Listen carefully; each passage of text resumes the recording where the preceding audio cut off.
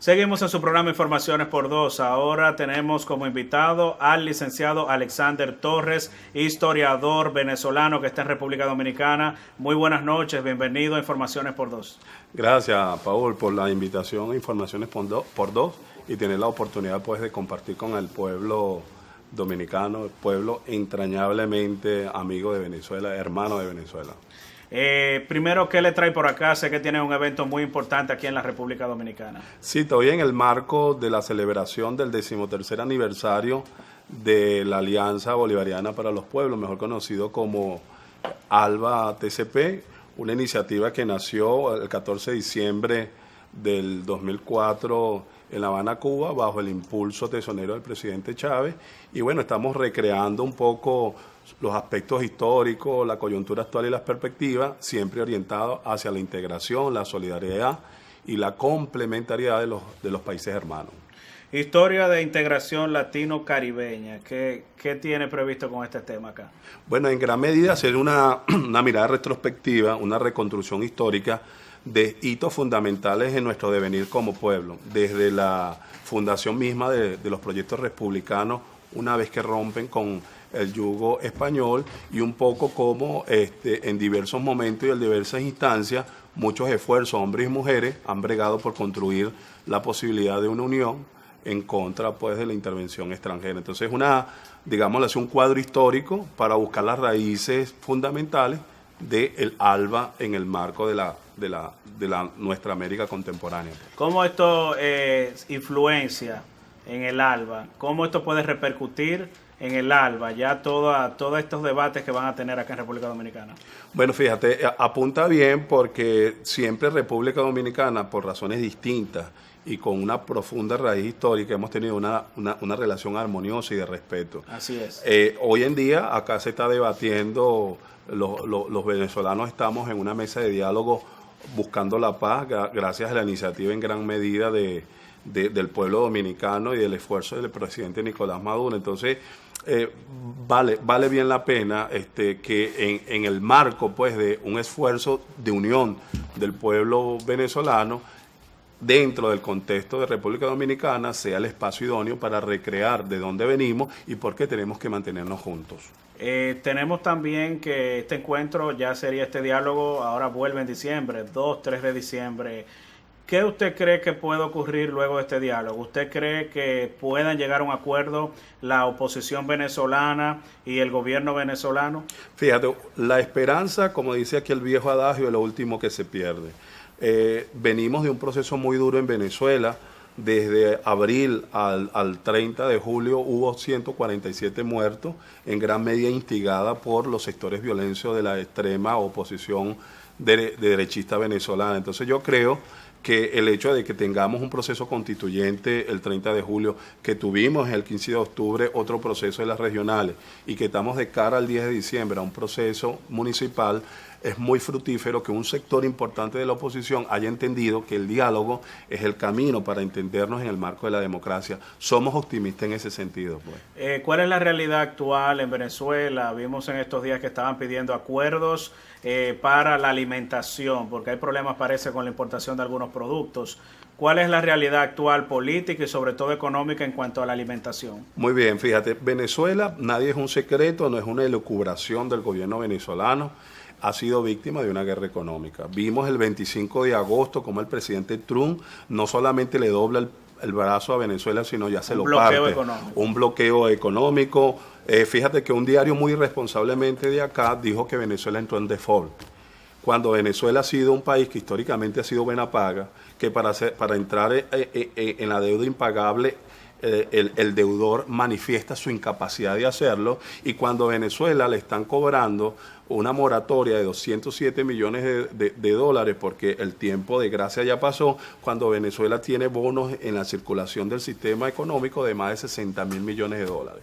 Entonces aquí hay un juego macabro por la finanza por un lado y por la comunicación para otro, para aislar totalmente a Venezuela, la derecha desmantelar la popularidad del presidente Nicolás Maduro y los intereses oscuros de los capitales buitres que quieren echarle mano al mercado venezolano. De tal manera que Venezuela está en pie de lucha, Venezuela sigue luchando por su soberanía, por su independencia, y lamentablemente sectores antipatrias andan por el mundo maldiciendo y desdiciendo y aconsejando a los negociantes o a los empresarios amigos naturales de Venezuela que bajo ningún respecto ayuden a Venezuela.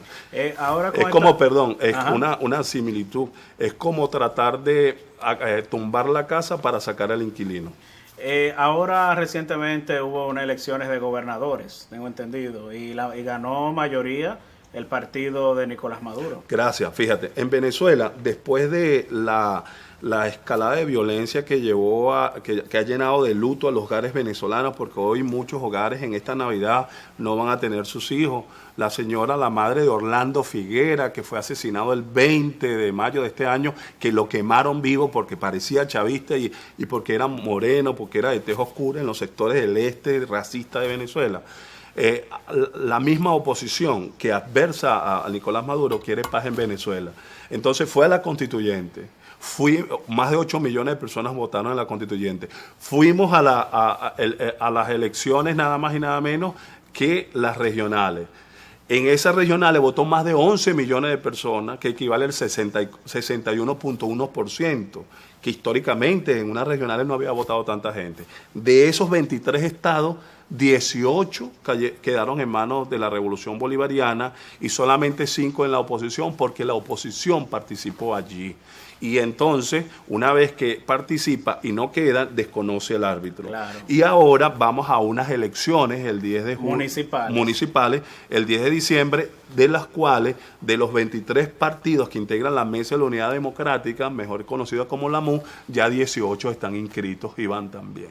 De tal manera que el pueblo venezolano quiere paz, hasta el pueblo opositor quiere paz y quiere resolver sus problemas en el marco de la democracia y en el entendimiento. ¿Cómo ve la popularidad de los alcaldes que siguen a Nicolás Maduro, que están dentro del partido de Nicolás Maduro? Bueno, fíjate, de todo hay en la viña del Señor, pero hay algo muy importante. En Venezuela hay más de 235 municipios. Wow. Hasta ahora hay 63 nada más en manos de la oposición. La oposición ahorita se está debatiendo si se mide o no, porque naturalmente va a ser desplazado de esos municipios. Y todo da cara, todas las proyecciones dicen, por la correlación de fuerza, que así como se barrió con un 54-55% a favor del PSV, que es el partido de gobierno de la Revolución Bolivariana, el proyecto habla de unos 57-60 aproximadamente. Entonces estamos hablando de más de 200 alcaldías, 220 alcaldías aproximadamente, que deberían quedar en manos de la Revolución Bolivariana. ¿Qué obliga a eso? A lo que estamos presenciando acá, que por fin un sector que le agradecemos al señor José Luis Cartaya y a los otros venezolanos, Vicente Díaz y al señor Gustavo Velázquez, han tenido la dignidad de por lo menos reconocer al presidente Maduro y buscar una medida conciliatoria, mientras que otro sector extremista, repudiado inclusive por sus seguidores, que ahora lo acusan de ser unos mentirosos porque dijeron que en términos de 6 meses tumbaban a Maduro, están por Washington, están por Miami, lamentablemente a Luis Florido, que no son venezolanos, maldiciendo a Venezuela, porque cuando hay una guerra económica contra el gobierno venezolano, hay una guerra económica contra el pueblo venezolano. ¿Las elecciones en Venezuela presidenciales serán en el 2018 o en el 2020? No, el 2018. 18. Ahorita la discusión ¿Y hay reelección presidencial? ¿La reelección es indefinida ya? Exacto. Luego de 2 periodos no hay problema que claro, sí, no es indefinida, es continua. Continua. Porque indefinida es un término que la derecha agarró para desdibujar un poco, y el pueblo es el que ratifica o no a su mandatario. Okay, pero Nicolás Maduro puede perfectamente postularse. Nada, nuevamente. Ni la Constitución ni nada. No, al contrario, después de la reforma de la Constitución se dio la posibilidad no solamente a los presidentes, sino a los gobernadores y a los municipios también. Es decir, puede haber continua. De forma muy breve, crisis en Venezuela. ¿Por qué una crisis tan grande con tanto petróleo y tantos recursos que tiene ese país? Sí, porque ¿qué podríamos hacer? ¿Qué proyectos tiene el gobierno para reducir esta pobreza extrema que hay? Sí. Bueno, están emigrando a todos los países. Sí. Como emigran aquí 1.500.000 a Estados Unidos, como emigran los haitianos para acá, como emigramos todos. Obviamente, en el caso de Venezuela hay una conjunción de factores. El primer factor y el primer elemento a tratar de mantener a raya es la paridad de un dólar de guerra, que se llama el dólar today, que está incidiendo en la economía venezolana. ¿Qué está haciendo el presidente Maduro? Programas de asistencia rápida a los necesitados, el carnet de la patria para que la gente acceda a los servicios básicos, una estrategia que ha sido muy exitosa, que es CLAS, que son los comités de alimentación locales y de producción, y bueno, lamentablemente o afortunadamente, bonificación como muro de contención para lo que está ocurriendo en Venezuela.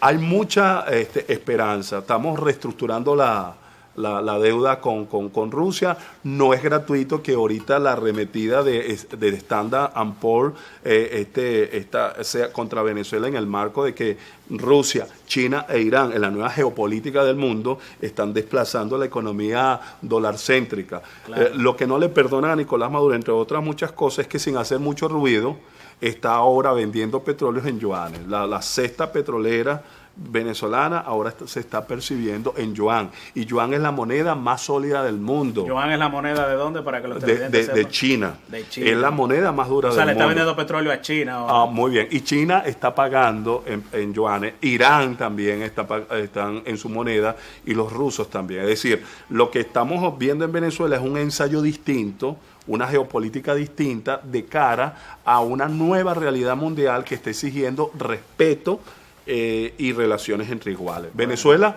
va a avanzar, y bueno, y necesitamos como siempre el concurso, la buena fe y la amistad de República Dominicana en ese noble objetivo. Asimismo, siempre las relaciones diplomáticas han estado bastante bien entre República Dominicana y Venezuela.